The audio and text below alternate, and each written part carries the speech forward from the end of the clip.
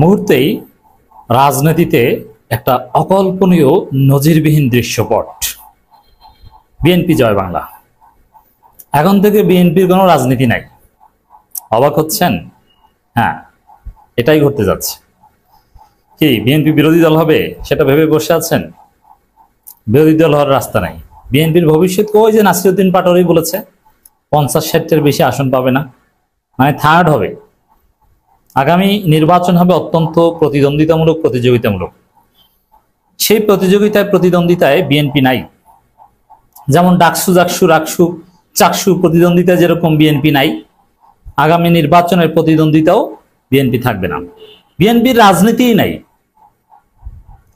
জামাত ইসলামী মির্জা ফখরুলের বিএনপির নারী নক্ষত্র সব ফাঁস করে দিয়েছে। এরপর আর তাদের রাজনীতি থাকে না। দর্শক, আপনারা জানেন যে মির্জা ফখরুলের বক্তব্য নিয়ে তোলপাড় কি, যে আমরা আগামী নির্বাচনে আওয়ামী লীগকেও চাই, জাতীয় পার্টিকেও চাই, 14 দলকেও চাই। আমরা এখানে কিন্তু বলেন যে আমি চাই, আমি মনে করি এটা হওয়া উচিত, আমরা চাই, মানে ইট ইজ বিএনপির সাংগঠনিক সিদ্ধান্ত। আপনি কি মনে করেন যে এই সাংগঠনিক সিদ্ধান্ত পেছন থেকে ভরে দিবে মানুষ? সবচেয়ে দেউলিয়াত্ব। এই যে আমি কি কারণে বলছি যে বিএনপির রাজনীতি নাই, আজকে আপনারা অনেকে আশ্চর্য হচ্ছেন। আমি কিন্তু বিএনপির যে করুণ অবস্থা, ডাকসুতে যে ছাত্রদল এভাবে জয় বাংলা হয়ে যাবে, আমি অনেক আগে থেকে বলে আসছি। আমার অনেক সহকর্মী, বন্ধু বান্ধব, ঢাকা বিশ্ববিদ্যালয়ের ছোট ভাই বলছে, ভাই আপনি যতটা বলছেন অতটা খারাপ হবে না। কিন্তু কি হয়েছে, আমি যা বলছি তার চাইতেও খারাপ হয়েছে।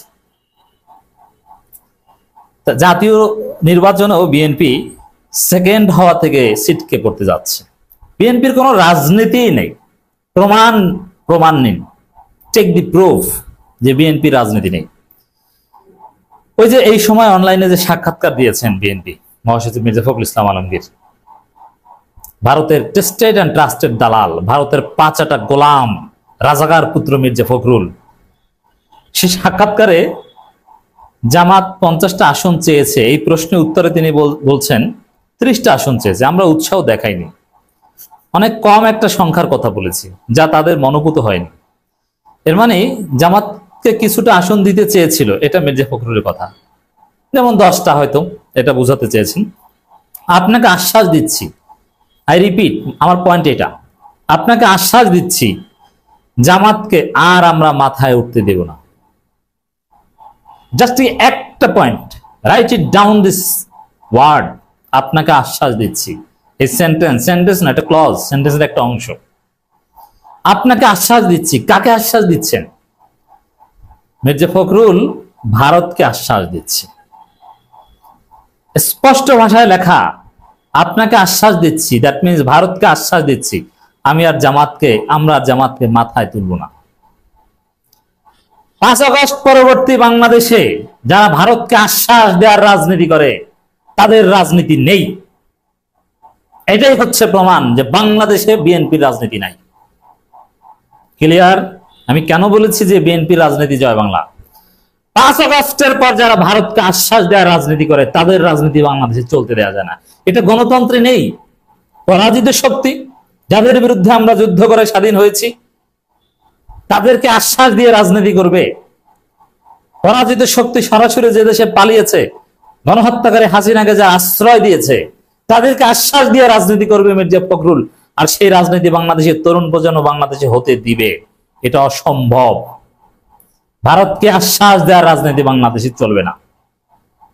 বুঝতে পারছেন? আপনাকে আশ্বাস দিচ্ছি, আমরা জামাতকে আর মাথায় তুলতে দেব না, মাথায় তুলব না। ওরে ভাই, বিএনপি তো বিরোধী দলে হতে পারে না, কে কাকে মাথায় তুলবে?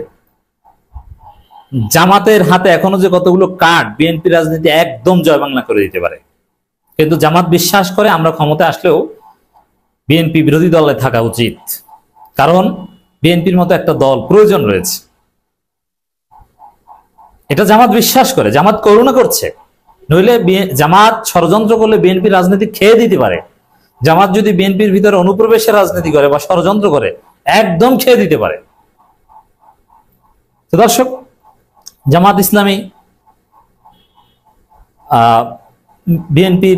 বিএনপি মহাসচিবের এই বক্তব্যকে জয় বাংলা করে দিয়েছে। জামাতের ডাক্তার তাহের সাহেব তিনি স্পষ্ট করেছেন বিএনপির কাছে 30 আসন চাওয়ার খবরে যা বলছেন জামাত নেতা।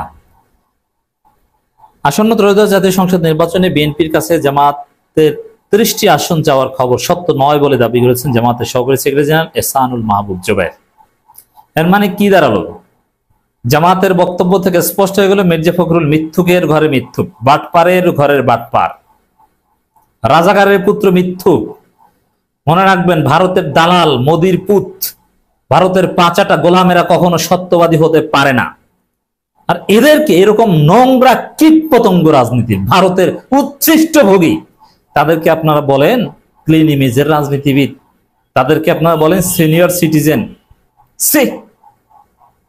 দর্শক, এই মিথ্যুক কি বলছে দেখেন।